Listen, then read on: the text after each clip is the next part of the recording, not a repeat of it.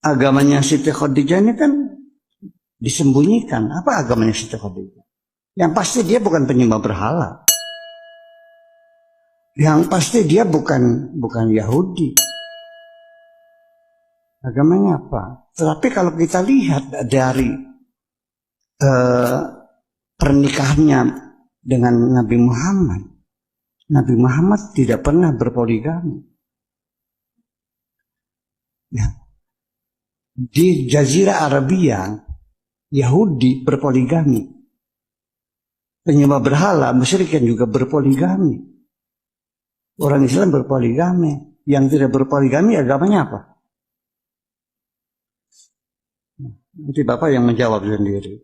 Tetapi yang jadi pertanyaan bagi saya, yaitu ketika Nabi Muhammad Shallallahu Alaihi Wasallam menerima wahyu, dikonsultasikan dengan seorang ahli spiritual. Siapa namanya? Waraqah bin Nawfal, seorang pendeta.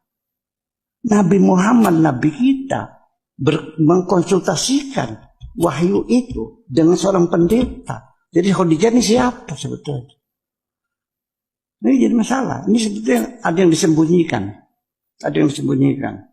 Ya. Jadi silakan kesimpulkan saja agamanya apa. Tidak mau dimadu dan mengkonsultasikan wahyu itu dengan seorang pendeta. Jadi agamanya apa?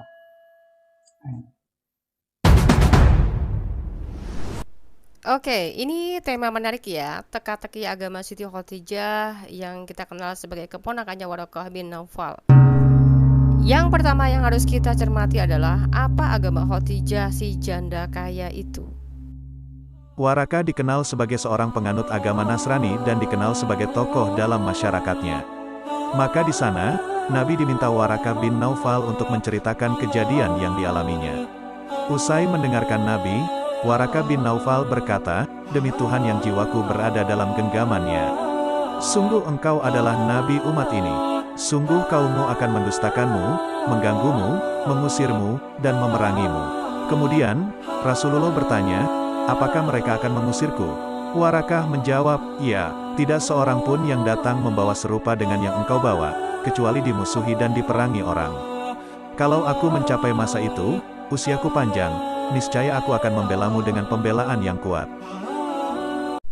Nah, terjawab ya bahwa Khadijah adalah wanita yang beragama Nasrani. Wanita Nasrani tidak menyembah berhala, artinya Tuhannya hanya satu. Nasrani juga tidak mengenal yang namanya poligami.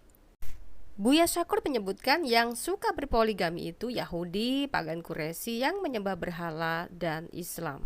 Artinya agama Nasrani adalah agama yang sudah memiliki hukum terbaik daripada Islam. Gak percaya? Mari kita simak sekali lagi pernyataan Buya Syakur. Agamanya Siti Khadijah ini kan disembunyikan. Apa agamanya Siti Khadijah? Yang pasti dia bukan penyembah berhala. Yang pasti dia bukan penyembah berhala. Yang pasti dia bukan Yahudi. Yang pasti dia bukan Yahudi. Agamanya apa? Tetapi kalau kita lihat dari pernikahannya dengan Nabi Muhammad tidak pernah berpoligami. Nah, berarti di sini Muhammad adalah seorang mualaf dong, karena agamanya sebelum Islam telah menjadi seorang Nasrani, apalagi aturan pernikahannya sebagai Nasrani. Menurut Buya Syakur, orang Yahudi, orang pagan Quraisy yang diimani oleh paman dan keluarganya Muhammad sebelum mendirikan agama Islam telah mengajarkan poligami, kecuali agama Nasrani katanya. Nah, kalau kita memakai akal sehat kita, harusnya bisa berpikir dong, untuk apa Muhammad mendirikan agama baru? Jika ajarannya tidak ada bedanya dengan agama pagan serta Yahudi, yang juga mengajarkan poligami. Nah, kalau hanya menyembah Tuhan yang esa, ngapain harus Islam? Kan agama yang dianut oleh Siti Khadijah kan juga tidak menyembah berhala. Tetapi yang jadi pertanyaan bagi saya, yaitu ketika Nabi Muhammad Shallallahu Alaihi Wasallam menerima wahyu, dikonsultasikan dengan seorang ahli spiritual. Siapa namanya? Waraqah bin Naufal, seorang pendeta. Nah, itu pun benar kenapa Muhammad yang katanya nabi pilihan Allahnya tapi minta saran pada pendeta.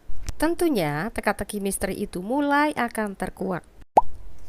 Ada pendapat ulama bahwa Muhammad memiliki gelar ummi yang diartikan sebagian ulama Islam nabi adalah seorang yang buta huruf dan tidak bisa baca tulis. Sehingga apa yang diceritakan pada si penulis kitab itu dianggap mujizat. Kata Abdul Somad, kalau dia tidak buta huruf bisa dikatakan jiplak cerita orang Nasrani dan Yahudi. Logikanya, kalau sebelum jadi nabi saja sudah menikahi wanita Nasrani dan memiliki hubungan dekat dengan pendeta Nasrani, jelas dia banyak tahu dong cerita tentang agama Nasrani, ya enggak? Jadi kalau Islam bilang gimana gak ajaib coba nabi yang buta huruf itu bisa menceritakan tokoh-tokoh dan nama-nama nabi dalam kitabnya orang Nasrani tanpa nyontek.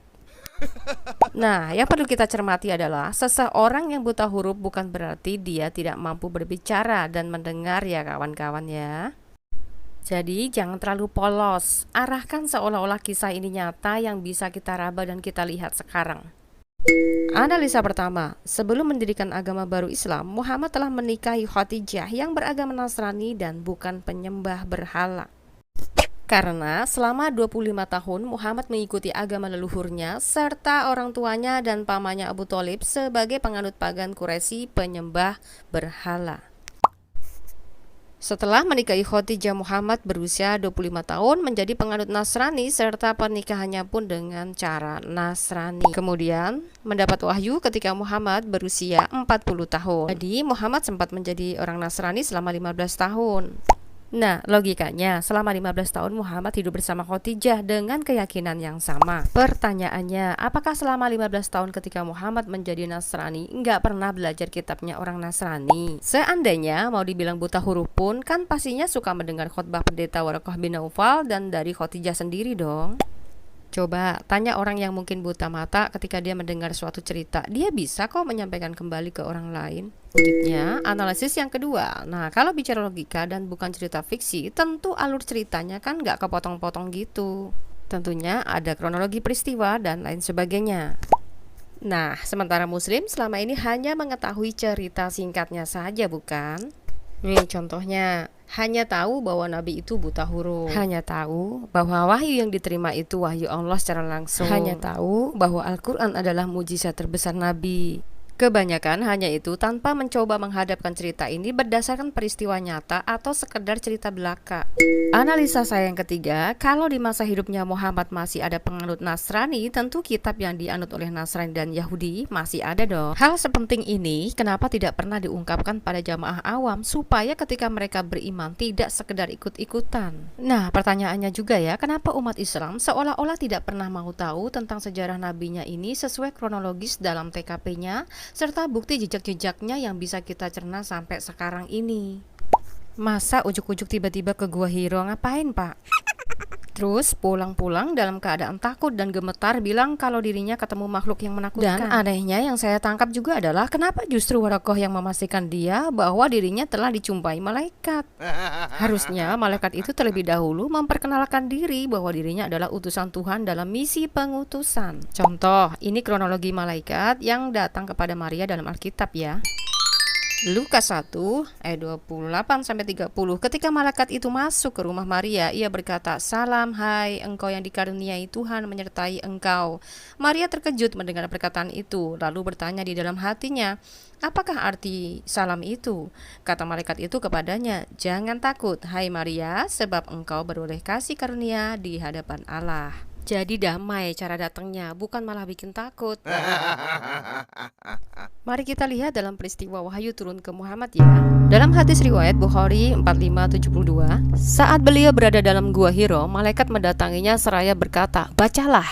Maka Rasulullah SAW menjawab, "Aku tidak bisa membaca." Beliau menjelaskan, "Lalu malaikat itu pun menarik dan menutupiku, hingga aku pun merasa kesusahan. Kemudian malaikat itu kembali lagi kepadaku dan berkata, 'Bacalah.' Aku menjawab, 'Aku tidak bisa membaca.' Malaikat itu menarikku kembali dan mendekapku hingga aku aku merasa kesulitan, lalu memerintahkan kepadaku untuk kedua kalinya seraya berkata, bacalah. Aku menjawab, aku tidak bisa membaca. Ia menarik lagi dan mendekapku ketiga kalinya hingga aku merasa kesusahan.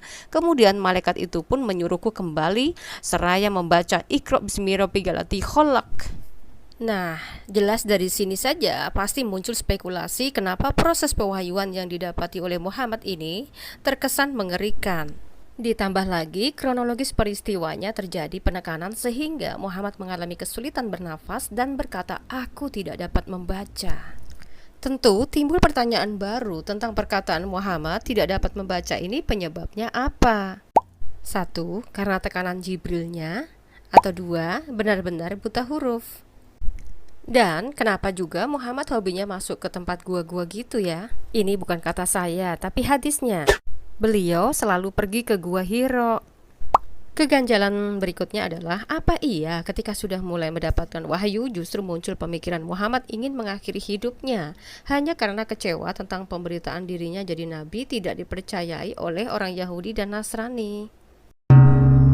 Maka barangkali kamu akan membunuh dirimu karena bersedih hati setelah mereka berpaling. Sekiranya mereka tidak beriman kepada keterangan ini. Al-Quran, Quran Surat Al-Kahf ayat 6. Logikanya, yang namanya keyakinan kan gak boleh dipaksakan dong. Kenapa Muhammad marah dan kecewa sama Yahudi dan Nasrani oleh keterangan yang dia bawa? Apalagi cerita atau keterangan yang Muhammad bawa itu sejarahnya di bangsa Yahudi. Iya, jelas orang Yahudi dan Nasrani akan menertawakan Muhammad. Misalkan Muhammad menceritakan kalau Tuhan itu Esa. Lah, mereka orang Yahudi dan Nasrani sendiri juga menyembah Tuhan yang Esa. Bahkan sudah tertulis dalam kitab mereka. Padahal Nasrani kan agama Khadijah istrinya dan juga yang dia sempat imani sebelumnya. Terus mau kasih keterangan lagi soal daging haram. Udah lengkap Pak dalam kitab mereka. Bahkan Yahudi masih menaati soal itu sampai sekarang. Apalagi ngomongin soal sunat, Yahudi dan Nasrani juga lebih tahu soal itu. Bahkan orang Israel masih taat soal itu sampai sekarang. Apalagi Muhammad berkata, aku hanya diperintahkan untuk menyembah Tuhan negeri ini, Mekah, yang telah menjadikannya suci dan kepunyaannya lah segala sesuatu.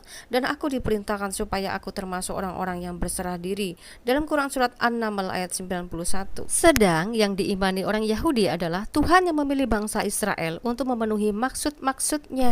Sedangkan bangsa Yahudi sedang menunggu Mesias, bukan Muhammad. Emang Muhammad Mesias?